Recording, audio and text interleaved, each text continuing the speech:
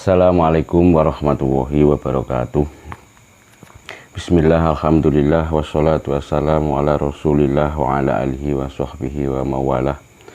Amma ba'du, fala hawla wa la quwata illa billahil aliyil azim. Alhamdulillah, sampai pada saat ini kita semua masih diberikan beberapa limpahan rahmat, nikmat, taufik, soho hidayah dari Allah Subhanahu wa ta'ala, sehingga kita bersama masih dapat melanjutkan pembelajaran kajian kitab Khulasatul Nurul Yakin ini dengan keadaan sehat walafiat. Amin amin ya rabbal alamin. Alhamdulillah, mari kita lanjutkan pembelajaran kajian kitab Khulasatul Nurul Yakin, yaitu melangkah pada bab Al-Qatla. Bismillahirrahmanirrahim. Al-Qatla utawi iki iku mertelaake pira-pira kurbane perang Uhud. Utawi iki iku mertelaake pira-pira kurbane perang Uhud. Poin yang pertama, wa qutila lan dadi korban utawa den pateni minal muslimina khalih tetep saking pira-pira wong Islam fi Uhudin ing dalem perang Uhud, sapa aksaru wong luweh akeh min sab'ina tinimbang saking wong 70,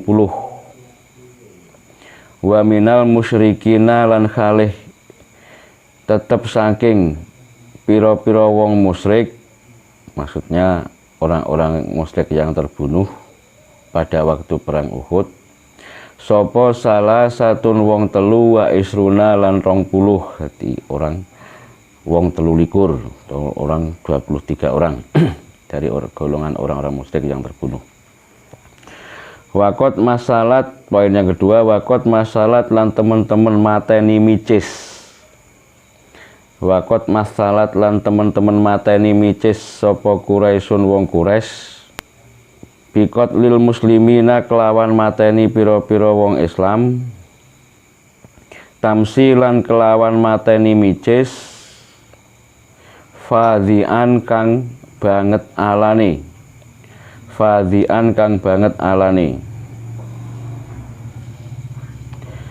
Wakutila lan terbunuh, poin yang ketiga, wakutila lan terbunuh to den pateni fi hadhil ghazwati ing dalem iki perang sapa Hamzatu Sayyid Hamzah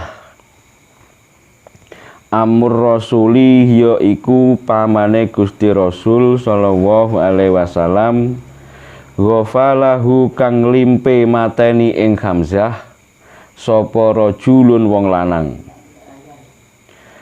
Ismuhu kang utawi arane rajul iku Wahsiyun, Wahsi. Wabaqarat lan bedah tawa nyuwek batnahu ing wetenge Hamzah sapa imro'atun pira-pira wong wadon, wa akhadat lan ngalap sapa imro'ah kabidahu ing atine Hamzah litak kulaha supaya mangan sapa imro'ah ing kabidahu niku sandingin niku. Falakatha mongko ngemah-ngemah sapa imro'ah ing kabidahu, summa arsalatha nuli nglepeh sapa imro'ah ing kabidahu. Waqat hazina, poin yang kelima. Kita terangkan dulu sebelum melangkah poin yang kelima, kita terangkan dulu dari awal, yaitu Al-Qatla. Bab Al-Qatla niki bab menjelaskan tentang beberapa korban atau orang-orang yang menjadi korban yang terbunuh pada waktu perang Uhud, baik dari orang-orang Islam ataupun dari orang-orang musyrik Quraisy. Poin yang pertama, wa qutila minal muslimina fi Uhudin aksaru min sab'ina wa minal musyrikina salasatun wa isruna.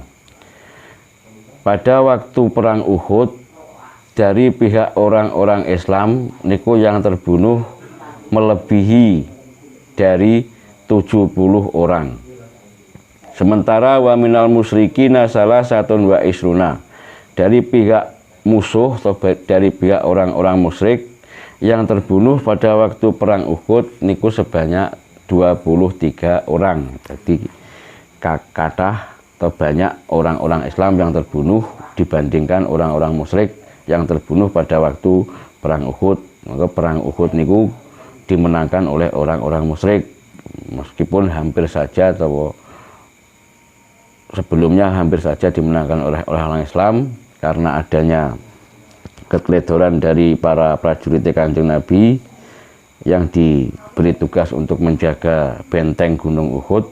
Akhirnya orang-orang Islam kalah dalam peperangan perang Uhud ini, sehingga yang terbunuh dari pihak orang-orang Islam pada waktu perang Uhud niku sebanyak melebihi dari 70 orang, sementara dari pihak musuh, pihak orang musyrik yang terbunuh pada waktu perang Uhud niku hanya 23 orang laki-laki. Poin yang kedua, waqad masalat Quraisyun biqatlil muslimina tamsilan fadian. Pada waktu perang Uhud, orang-orang Quraisy musyrik niku membunuh orang-orang Islam, orang-orang Muslim niku membunuhnya secara sadis atau secara micis, membunuh secara berlahan-lahan, secara sadis. Jadi diseksa dulu baru dibunuh, tidak langsung dibunuh. Jadi dibunuh secara mistis niku membunuhnya secara berlahan-lahan, disakiti dulu baru dibunuh. Tamsilan fadian, dengan mateni micis yang sangat jelek, yang sangat hina. Nomor 3, poin yang ketiga, wa qutila fi hadhil ghazwati khamsatu amur rasuli ghafalahu rajulun ismuhu Waqsyun. Pada waktu perang Uhud termasuk pamane Kanjeng Nabi ya bernama Hamzah niku juga terbunuh atau dibunuh orang-orang musyrik secara sadis, secara micis niku wau. Sayyid Hamzah pamane Kanjeng Nabi juga terbunuh pada waktu itu dan dibunuh secara sadis, secara micis. Ghafalahu rajulun ismuhu Waqsyun, sementara yang membunuh Sayyid Hamzah niku bernama Waqsy, dan Sayyid Hamzah niku dilimpe dari belakang atau mencari kesempatan ketika dia lena terus dibunuh oleh Waqsy dan membunuhnya secara sadis, secara micis. Poin yang keempat, waba korot batnahu imro'atun wa akhodat kabidahu litakulaha falakat ga summa arsalatha. Ketika Hamzah niku mau dibunuh oleh orang-orang musyrik niku, Hamzah niku perutnya dibedah, dirobek perutnya oleh orang-orang perempuan dari orang-orang musyrik tentunya. Wa akhodat kabidahu litakulaha, terus selanjutnya setelah perutnya niku dirobek oleh orang-orang perempuan, hatinya Hamzah niku diambil oleh orang perempuan tersebut bertujuan untuk dimakan. Falakat summa arsalatha, tetapi tidak jadi dimakan, cuman dikunyah-kunyah terus dimuntahkan atau dilepeh. Waqad khazina, begitu sadisnya cara membunuhnya paman Kanjeng Nabi tersebut. Jadi hatinya, perutnya dirobek, hatinya diambil oleh orang-orang perempuan. Ini adalah suatu penghinaan bagi orang Islam. Paman Kanjeng Nabi dirobek perutnya, diambil hatinya untuk dikunyah-kunyah lalu dimuntahkan atau dilepeh. Poin yang kelima, waqad khazina lan teman-teman susah alaihi ing atase Hamzah sapa ar-rasul Gusti Rasul sallallahu alaihi wasallam wa amara lan perintah sapa Kanjeng Nabi bidafni jami'i syuhada'i kelawan nyarekake sekabehane pira-pira wong kang mati syahid fisiya bihim ing dalem pira-pira klambine syuhada allati kutilu kang den pateni sapa syuhada fiha ing dalem siyaf, ing dalem baju niku klambi niku wau. Fiha ing dalem siyabihim. Pada waktu itu ketika Kanjeng Nabi mengetahui pamannya atau Sayyid Hamzah niku dibunuh secara sadis, dibunuh secara picis oleh orang-orang musyrik, oleh orang perempuan musyrik, niku hatinya Kanjeng Nabi sangat susah. Waqad hazina alaihi ar-rasul, benar-benar susah melihat kejadian tersebut. Di pamane Kanjeng Nabi disiksa seperti itu, Kanjeng Nabi sangat susah pada waktu itu. Mergo sementara Kanjeng Nabi pada waktu itu dalam kekalahan, tidak bisa berbuat apa-apa. Orang Islam pada waktu itu posisinya kalah. Wa amara bidafni jami'i syuhada. Terus setelah selesai perang Uhud, Kanjeng Nabi memerintahkan kepada para pengikutnya, para sahabatnya untuk memakamkan semua orang-orang yang terbunuh, orang-orang yang mati syahid pada waktu peperangan perang Uhud tersebut. Fi siyabihim allati qutilu fiha. Jadi dikuburkan dengan keadaan apa adanya, dengan baju yang masih melekat pada tubuhnya untuk dibuat perang Uhud tersebut. Nanti enggak dimandikan, enggak disolati, langsung dimakamkan sebagai syuhada. Nomor 6, falamma roja'a lan ing dalem nalikane wis bali sapa al muslimuna pira-pira wong Islam ilal Madinati maring kutha Madinah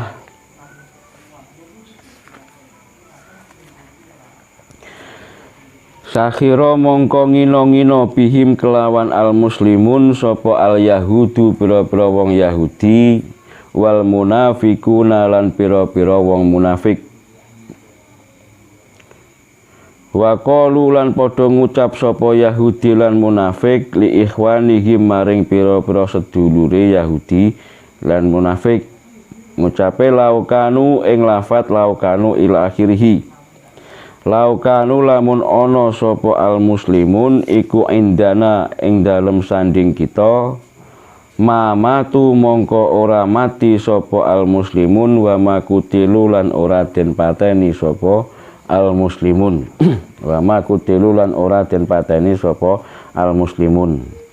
Di ketika orang-orang Islam niku kembali ke kota Madinah setelah selesai peperangan perang Uhud, semua orang-orang yang mati syahid dimakamkan di situ. Akhirnya orang-orang Islam niki kembali ke kota Madinah, dan ketika orang-orang Islam niku kembali ke kota Madinah, sakhira bihim al yahudu wal munafik wa qalu li ikhwanihim, niku orang-orang Yahudi dan orang-orang munafik yang ada di Madinah niku semuanya menghina kepada orang-orang Islam dengan kekalahannya.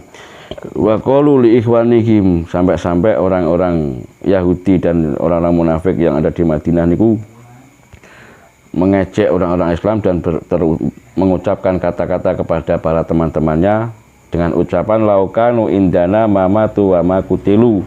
Seandainya orang-orang Islam niku berpihak kepada orang-orang Yahudi dan orang-orang munafik, mengikuti aturan atau mengikuti jejak wong Yahudi dan munafik, maka orang-orang muslim niku tidak akan terbunuh dan tidak akan ada yang mati. Niku karepe niku kon manut wong munafik karo wong manut wong Yahudi. Niku suatu kata-kata hinaan, kata-kata ejekan yang dilontarkan kepada orang-orang Islam ketika kembali dari perang Uhud dengan membawa kekalahannya.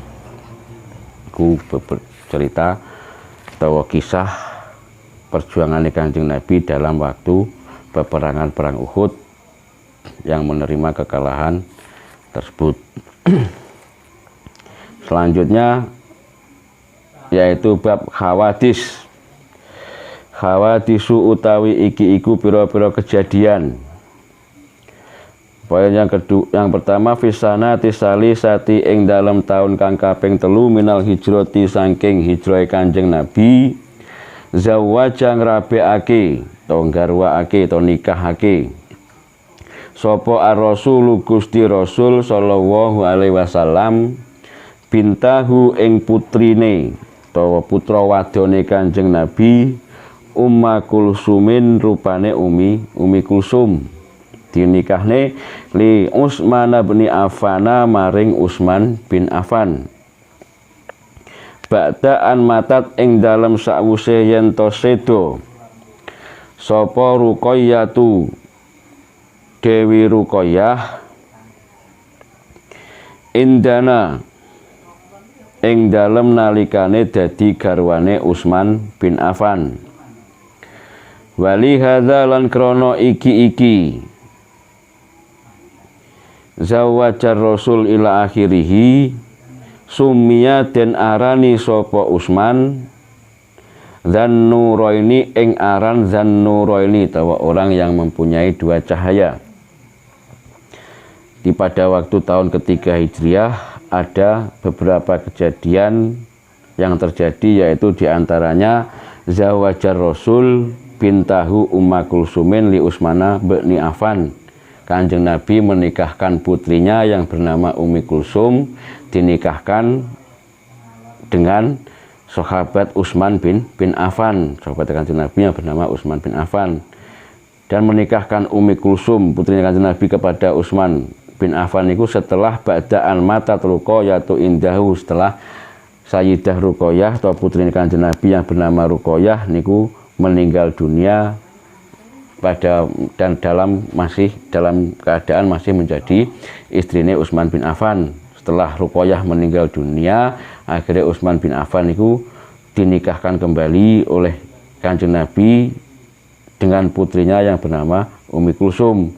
Dengan adanya pernikahan tersebut, akhirnya Utsman itu mendapatkan julukan Dzannuraini atau orang yang memiliki dua cahaya, karena Utsman bin Affan ini pernah menikah dua kali dan dua-duanya adalah istrinya putrine Kanjeng Nabi.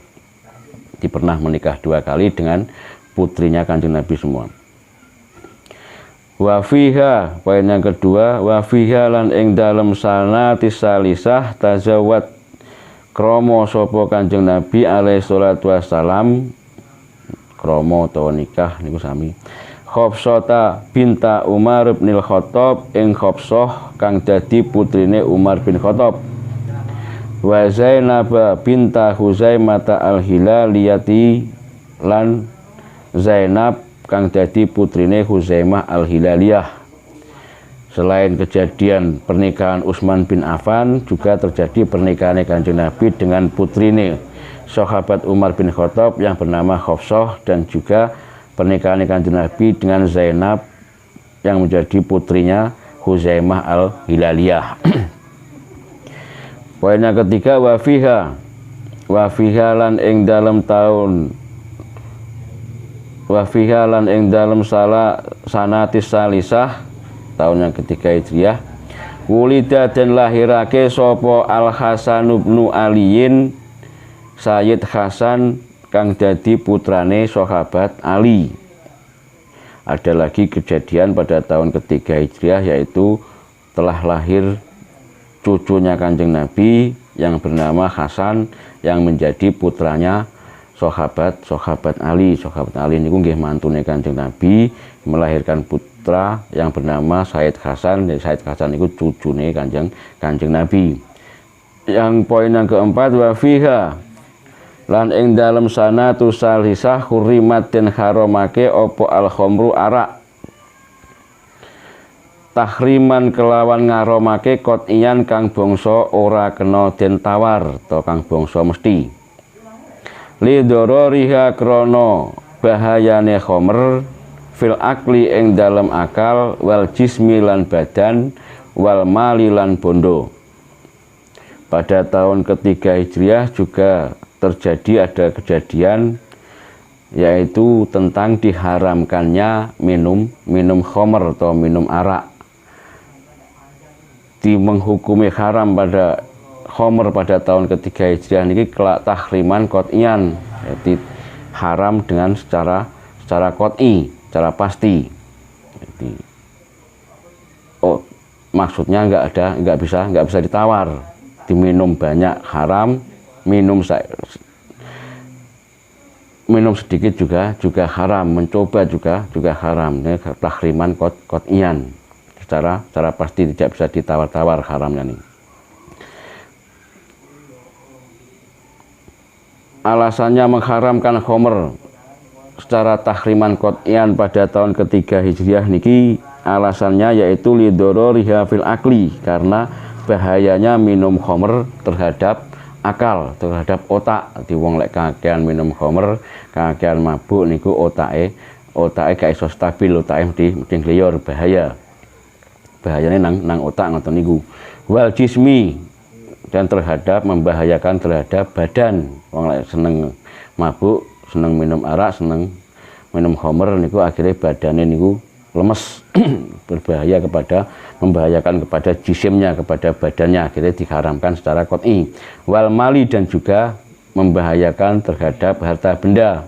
Orang kalau sudah ketagihan untuk minum khamr, minum arak, ketagihan untuk mabuk-mabukan niku harta benda berupa apa saja niku iso habis, bisa ludes untuk hanya untuk membeli minuman keras tersebut, untuk mabuk-mabukan tersebut. Akhirnya pada waktu ketiga Hijriah niki khamr atau arak niku diharamkan oleh Kanjeng Nabi dengan tahriman qat'iyan, haram yang tidak bisa ditawar lagi secara pasti.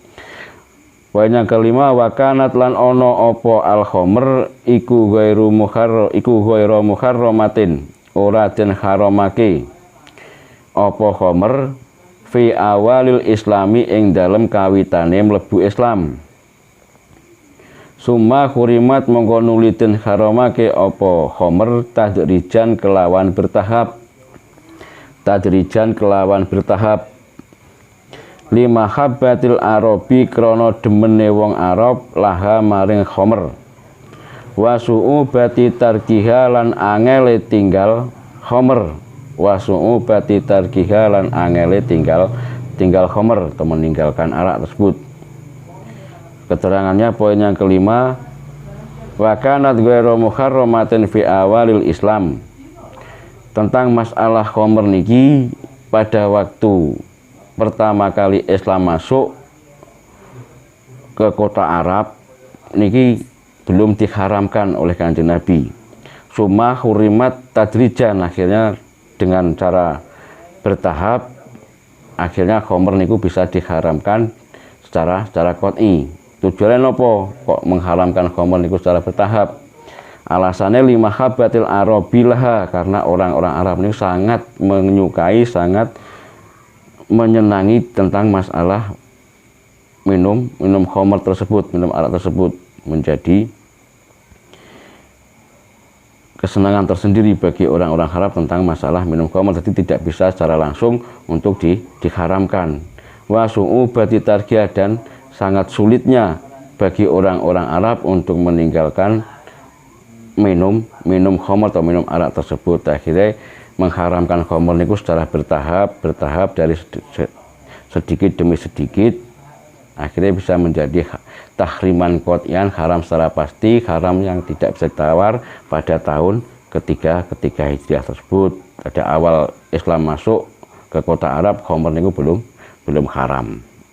Maka sangat sulitnya orang-orang Arab untuk meninggalkan khamr dan sangat mencintainya orang-orang Arab tentang masalah minum khamr tersebut. Niku peristiwa-peristiwa yang terjadi pada tahun ketiga Hijriah. Mungkin sampai sini dulu pelajaran hari ini. Ada kurang lebihnya mohon maaf. Semoga kita semua bisa mengambil hikmah dari pelajaran hari ini, bisa menambahkan ilmu kita, bisa mendapatkan ilmu yang bermanfaat, maslahah fid dini wa dunya wal akhirah. Amin ya rabbal alamin. Akhirnya wassalamualaikum warahmatullahi wabarakatuh.